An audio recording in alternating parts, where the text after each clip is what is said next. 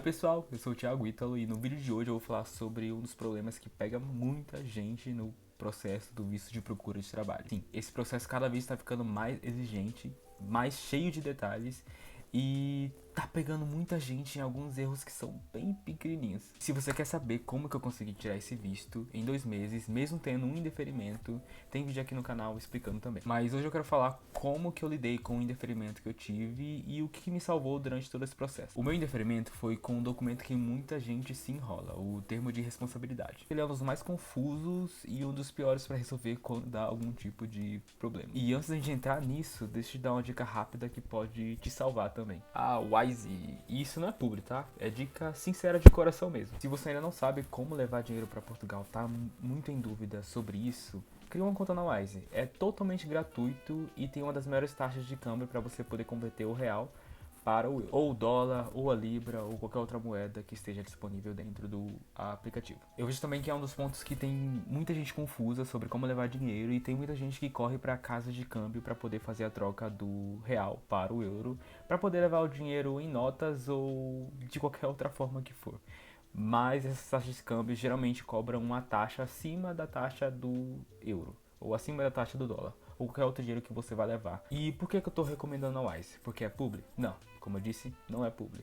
É porque é totalmente de graça e é muito fácil. Você só baixa o aplicativo, cria uma conta lá, é totalmente grátis e na descrição eu vou deixar um link com um cupom para vocês, onde na primeira transferência você fica isento de taxas até 3 mil reais. Ou seja, até esse valor você não paga taxa nenhuma. E a gente sabe que todo dinheiro vale quando a gente for levar dinheiro para Portugal, né? Porque o euro, infelizmente, tá muito caro. Você pode fazer por esse link e usar o meu cupom, ou você pode também baixar na sua loja de apps. Mas se você for baixar na sua loja de apps e fazer da forma tradicional, você não vai conseguir ter esse desconto. Mas voltando ao visto, o maior desafio, por enquanto, ainda é a hospedagem em Portugal.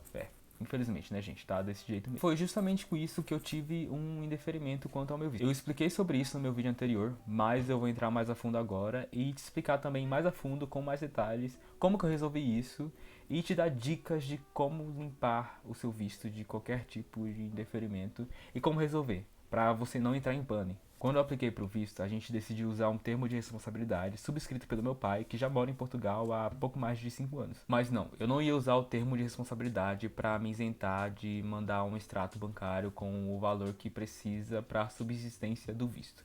Eu ia usar para poder me isentar da hospedagem. Eu enviei o termo, enviei os documentos dele também, mas aí veio o grande problema, a validade dos documentos do meu pai. Mas, Thiago, você mandou documentos vencidos. Não, gente, eu não mandei documentos vencidos, mas os documentos deles iam vencer antes mesmo da minha entrada em Portugal. E esse detalhe não tá claro no site, nem na checklist da VFS. Eles falam sobre o passaporte vencer e tal, mas eles não falam sobre esse documento em específico, os documentos da pessoa que subscreveu esse termo para você. E parece muito óbvio quando eu falo isso agora, mas não é tão óbvio assim. Eu vi gente de outros canais que também teve o mesmo problema aqui em Minas Gerais, então esse problema não aconteceu só comigo. Está acontecendo com muita gente. E é um pequeno detalhe que não está muito claro, parece óbvio, mas não é tanto. Porque quando a gente junta aquele tanto de documento, é tanto detalhe para prestar atenção, que às vezes um ou outro escapa.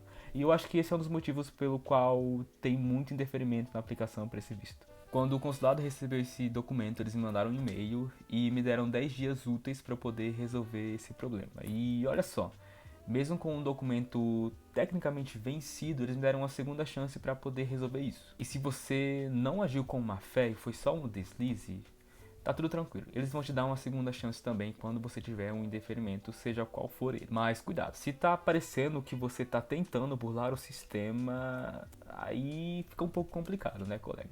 Não dá pra você falsificar documentos, ou falsificar estadia, ou tentar fazer algo que soe ilegal. Não é muito legal. Mas como que eu resolvi esse problema? Não tinha como eu mandar outro termo, porque eu não tinha outra pessoa para fazer isso para mim. Quando meu pai se mudou para lá, ele foi com a esposa dele e os dois chegaram no mesmo momento.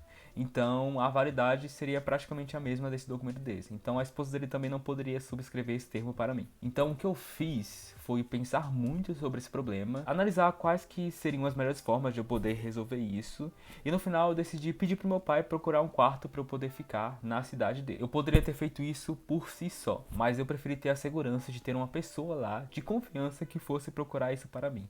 E como meu pai já morava lá já fazia uns 5 anos, ele tinha um certo network com as pessoas e conhecia algumas pessoas que poderiam alugar um lugar para mim e me mandaram um documento que comprovasse esse lugar. Eu precisei pagar 2 meses adiantados, o que pesou muito na hora, porque o euro tá muito caro. Totalizaram 770 euros, os 2 meses adiantados, ou seja, 385 cada mês que eu fosse passar naquele quarto. E como eu disse, pesou, mas valeu totalmente a pena depois disso, porque eu consegui meu visto. Eu consegui o contrato de aluguel depois de 8 dias corridos. Faltaram alguns dias para bater a validade que o consulado tinha me dado, mas eu enviei, eles receberam e acabou dando tudo certo. Quase um mês depois recebi a notícia, visto estava aprovado. Mas voltando aos detalhes do indeferimento, o e-mail que eu recebi. O que eu fiz quando eu li aquele e-mail? Fiquei em pânico, falei, deu tudo errado, desisti de tudo? Não, parei, li e-mail, palavra por palavra, para poder tentar entender. Eles usam um linguajar muito formal, até porque é um consulado, né? E essa forma que vocês têm que falar com eles também quando vocês forem responder um e-mail referente a um indeferimento. Depois de ler o e-mail, eu entendi que, por mais que não estivesse extremamente explícito, o problema era na hospedagem. E foi aí que eu corri atrás desse erro para poder corrigir. Mas qual que é a dica importante que eu vou dar aqui? Para você evitar de ter indeferimento, além de juntar cada documento certinho e prestar totalmente atenção aos detalhes, diferente do que eu fiz. Imagine que os documentos eles contam uma história, eles dão uma narrativa. E eu vi muita gente se ferrando por conta disso. E eu vou dar alguns exemplos aqui para que não gere dúvidas com vocês quanto a essa história de narrativa que eu tô falando aqui para vocês com a documentação. Se você vai para Portugal e quer trabalhar como cozinheiro, conte isso na carta de intenção. Coloque um diploma, um certificado, se você tiver algum certificado de cozinheiro. Mostre no seu currículo que você tem experiência com isso. Até porque é um visto para procura de trabalho. Não vai falar na carta de intenção, que é onde você vai colocar as suas intenções, como eu falei no último vídeo, dizendo que você quer ir trabalhar com contabilidade, sendo que você não tem nenhum certificado com isso, não tem nenhuma experiência e você nem cita essa palavra no seu currículo. Não faz sentido nenhum para eles. Isso gera muita dúvida. E sobre o meu processo, por exemplo, sobre o contrato de aluguel. Eu não ia poder, muito provavelmente, enviar um contrato de aluguel numa cidade que fosse totalmente diferente da cidade que eu iria ficar.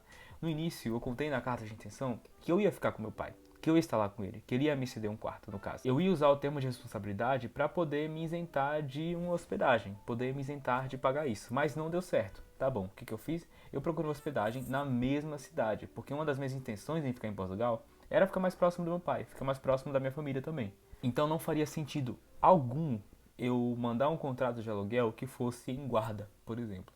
Isso ia gerar mais dúvida ainda para eles. Eles iam pedir provavelmente que eu mandasse mais documentações em relação ao locatário, mais documentações em relação ao lugar que eu ia ficar. Iam ir pedindo documentação, e eu mandando documentação. Ia gerar mais interferimento e ia me dar mais problema. Entendeu quando eu digo narrativa? Os seus documentos, eles vão contar uma história. A sua história e a sua intenção de entrar em Portugal. Então, cada coisinha tem que colar, cada coisinha tem que encaixar na outra. Eles vão te conhecer a partir daqueles documentos. Então nada mais justo de você tratar aqueles documentos como se você estivesse contando uma história sua. Eu vejo muita gente que não presta atenção nisso, nos detalhes. E outra dica que eu vou dar para vocês quando vocês tiverem um indeferimento é um linguajar que vocês vão usar quando vocês forem responder esse tal e-mail. Tem gente que eu já vi que xinga nos e-mails e usa um linguajar totalmente inadequado com o consulado.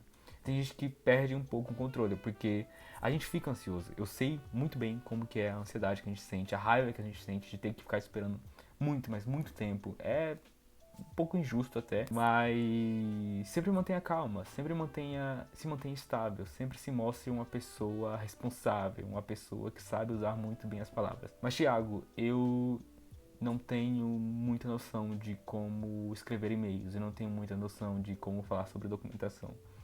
Eu não tenho muito aprendizado no linguajar que eu tenho. Isso não é desculpa.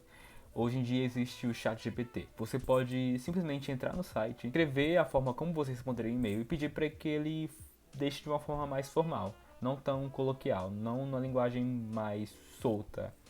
O ChatGPT vai escrever para você de uma forma mais formal. E aí você vai conseguir enviar esse e-mail para o consulado. Então, gente, essas foram as minhas 2 dicas que eu quis deixar para você hoje. Espero que tenham gostado muito do vídeo. Deixa o like, se inscreve no canal, porque ainda tem muito vídeo que eu vou postar em relação a Portugal. E deixa aqui nos comentários qualquer dúvida que você tiver tido. Eu vou tentar te ajudar com o maior prazer do mundo.